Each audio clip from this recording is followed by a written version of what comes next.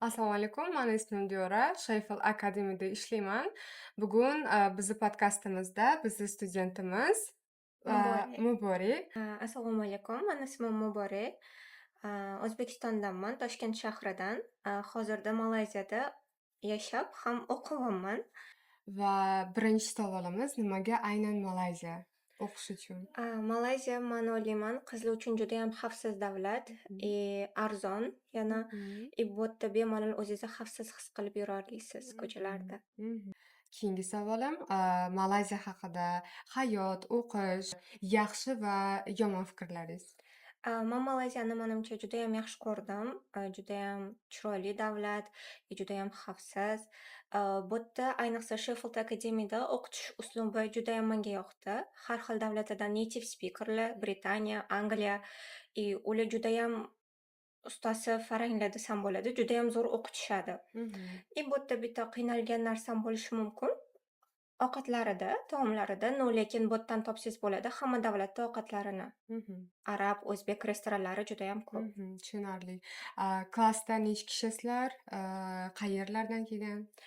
Sinfimizda 15-16 ta odam, har xil davlatdan, Yaman, arablar, yana Qozog'iston, Qirg'iziston, Tailanddan ham o'rtoqlarim bor, yana Xitoydan ham. Mhm. Keyingi savolimiz, Malayziyada yashash joyini qanaqa qilib topdingiz va bizni maktabda qanaqa qilib tanladingiz? Yashash joyini topishda qiynalmadim. A, saytlar orqali oson topdim. Bu akademiyani topganim bo'lsa, shu yili fevral oyida biza oilam bilan, sayohatga kelgan edik Kuala-Lumpurga va o'shanda qiziqqanman o'qishga va akademiyalar ichida eng yaxshisi deb Sheffieldni tanlaganmiz. Keyingi savolimiz, Malayziyada eng yoqtirgan joylaringiz qaysi bo'ldi? Eng yoqtirgan joylarim to'g'risini aytsam, bu yerda judayam ko'p, lekin eng ko'pi Langkaviy oroli bilan Frezers Hill deb aytolmayman. Frezers Hill judayam chiroyli, boshqa joylarga qaraganda judayam o'zgacha. O'rmon bilan o'ralgan atrofi, nechadir yillar oldin angliyalik odam u yerda yashagan.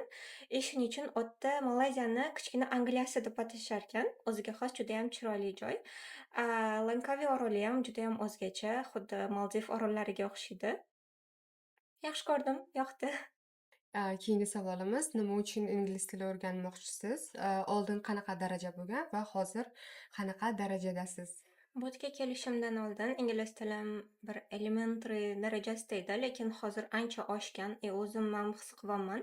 Bu yerdagi ayniqsa native speakerlar bilan gaplashish speakingimni, grammarimni judayam oshirishimga yordam berdi. Mhm. Nimaga ingliz tilini tanlayapman? Kelajakda Xudo xohlasa o'zim uchebni sentrimni ochish niyatim bor. Bu menga katta yordam beradi. Men sayohat qilishni judayam yaxshi ko'raman. Sayohatim davomida menga judayam kerakli til deb aytolmayman. Bugungi mini podkast uchun sizga katta rahmat. Siz ishlaringizga omad tilab qolaman. Rahmat kattakon. Siz bilan tanishganimdan judayam xursandman. Rahmat.